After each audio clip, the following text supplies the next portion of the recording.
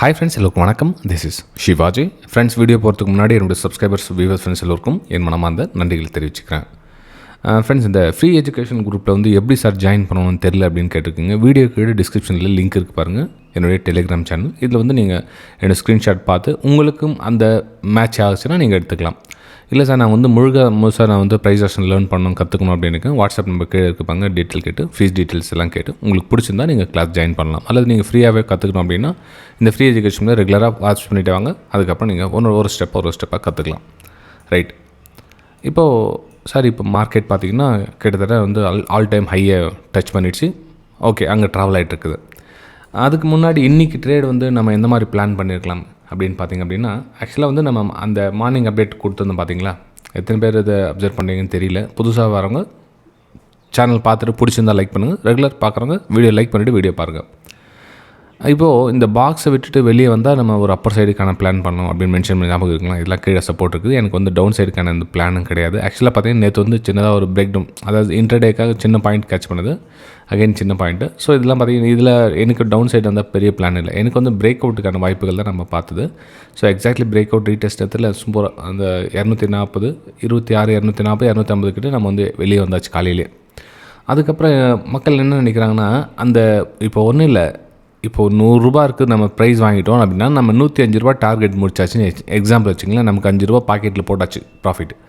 ஆனால் அதுக்கு மேலே ஒரு 120 பாயிண்ட், அது மீன் வந்து ஒரு 15 பாயிண்ட் 10 பாயிண்ட் எக்ஸ்ட்ரா போயிடுச்சுன்னா மக்களுக்கு அந்த 5 ரூபா மேலே அந்த நாட்டம் போயிடுது. என்னடா 15 பாயிண்ட் போயிடுச்சு, 5 பாயிண்ட் தான் வந்துச்சு ஆனால் 15 பாயிண்ட் போயிடுச்சு அப்படின்வாங்க. அதே ஒரு கான்செப்டில் சப்போஸ் மார்க்கெட் இந்த 105 டச் பண்ணிவிட்டு டார்கெட் புக் பண்ணிவிட்டு கீழே வந்துடுச்சுன்னு வச்சிங்களேன், அவங்களுக்கு ஹாப்பி. அவாடா, நமக்கு 5 ரூபா கிடச்சிச்சு, ஹாப்பி.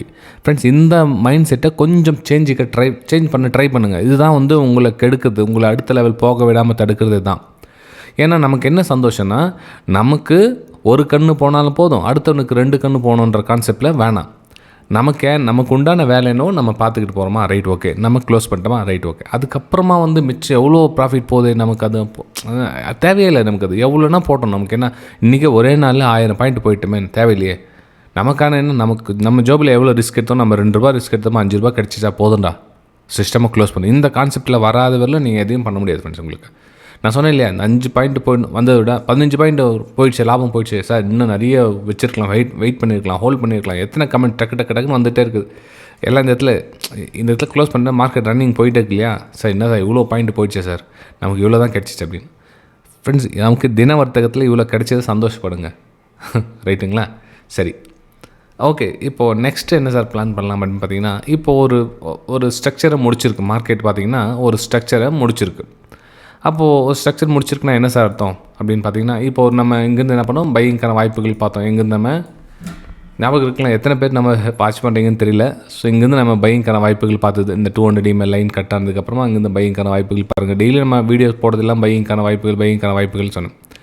ஆல் டைம் ஹையை வந்து நம்மளுடைய, அதாவது இங்கே நம்ம என்ட்ரி போட்டதுலேயே அதோட டார்கெட்லாம் கம்ப்ளீட் இங்கே க்ளோஸ் ஆகிடுச்சு. இதில் இப்போ ஃப்ரெஷ்ஷாக நம்ம வந்து ஆர்டர் எடுக்கணும் அப்படின்னு பார்த்தீங்கன்னா கொஞ்சம் வெயிட் பண்ணணும். ஸ்ட்ரக்சர் வந்து அதில் க்ரியேட் பண்ணணும்.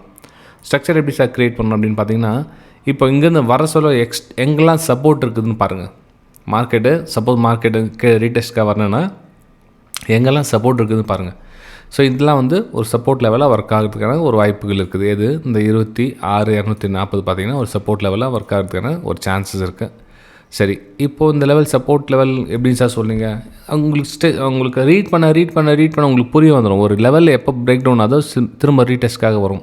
ஆக்சுவலாக இங்கே இந்த இடத்துல ரீடெஸ்ட் வந்தால் வாய்ப்பு இருக்குது. இந்த சப்போஸ் இந்த இடத்துல ரீஎன்ட்ரு இங்கே கிடச்சிருக்கும் நமக்கு, ஆனால் இங்கே மார்க்கெட் இங்கே மேலே மூவ் ஆகிடுச்சு. இப்போது நமக்கு இங்கேருந்து என்ன சார் பண்ணணும்னா, இந்த சப்போர்ட்டுக்கு மேலே இருக்கிற வரலும் நம்ம வந்து ஒரு பையிங்கான ஒரு வாய்ப்புகளை பார்க்கலாம். அதாவது இந்த சப்போர்ட்டுக்கு மேலே இருக்கிற வரலும் நம்ம பையிங்கான வாய்ப்புகள் தான். பையிங்கான வாய்ப்புகள்லாம் என்ன சார், அடுத்தடுத்த லெவல் எங்கே சார் போகும்? எஸ், மார்க்கெட் அப்டர்னில் இருக்குது, ஒரு ஹையில் ட்ராவல் பண்ணியிருக்குது. ஹையில் ட்ராவல் பண்ண ஒரே டக்குன்னு க்ரீன் கலர் மேலே போயிடுமா? அப்போ என்ன ஆகுனா அதில் சின்ன புல் பேக் வரும். பிரேக் அவுட்டுக்கான வாய்ப்புகள் பாருங்கள். இந்த சப்போர்ட் பிரேக் டவுன் ஆகாத வரலாம். ஓகே, எப்போது இந்த சப்போர்ட் பிரேக் டவுன் ஆகிடுச்சோ அதுக்கப்புறம் வந்து நம்ம வேறு மாதிரி பிளான் பண்ணலாம். அது அடுத்து நம்ம மார்க்கெட் மூவ்மெண்ட்டு எப்படி இருக்குன்னு பார்க்கலாம். ஏன்னா இப்போ நம்ம இப்போவே வந்து எல்லாத்தையும் நம்ம சொல்லிட முடியாது. மார்க்கெட் இன்னும் சப்போர்ட் பிரேக் டவுன் ஆகலை, மார்க்கெட் ஹையில் ட்ராவல் ஆகிட்டு இருக்குது.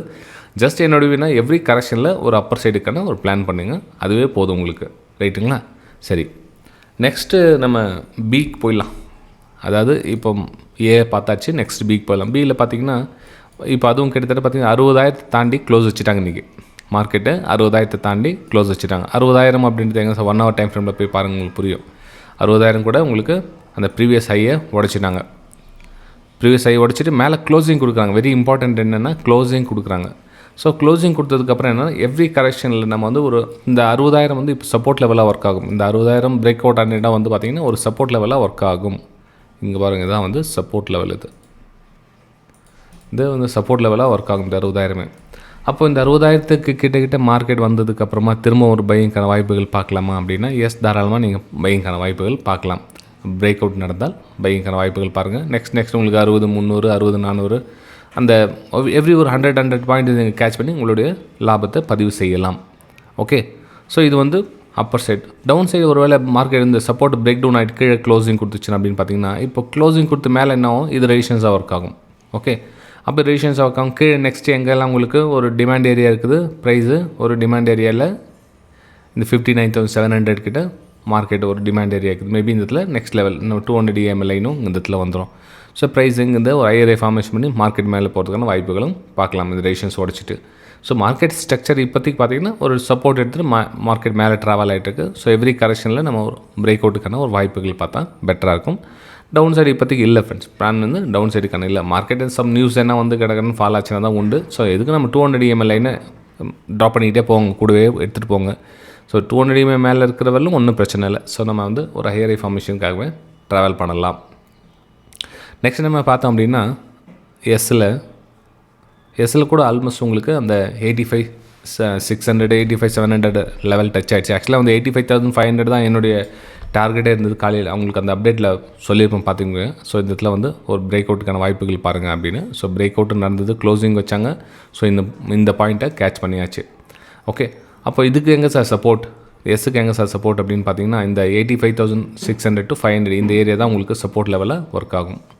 ஓகே, ஸோ ப்ரைஸ் கீழே வந்துடுச்சு அப்படின்னா இங்கேருந்து ஒரு ஹையர் ஃபார்மேஷனுக்காக நெக்ஸ்ட் நம்ம 86,000 அதை நெக்ஸ்ட் டார்கெட்டை நோக்கி பயணிக்கலாம் வரும் நாட்களில். ஓகே, இந்த வீடியோ உங்களுக்கு பிடிச்சிருந்ததுன்னா மறக்காமல் ஃபாலோ பண்ணிக்கங்க. நம்ம அடுத்த வீடியோ சந்திக்கலாம். தேங்க்யூ.